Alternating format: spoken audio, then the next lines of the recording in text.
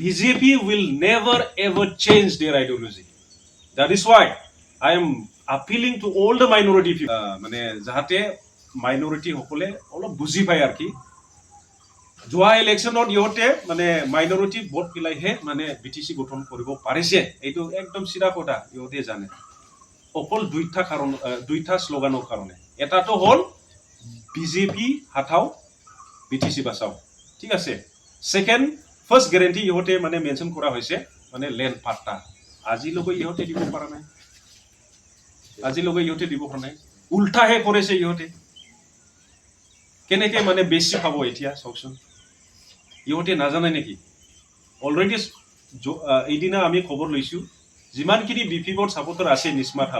নিসমাত সমষ্টিত সব আমার UPPL ভোট হইবা মানে তেখেতে উল্টা করেছে না it is very clear na to send a message to the minority people in residing in BTC area na BJP will never ever change their ideology. That is why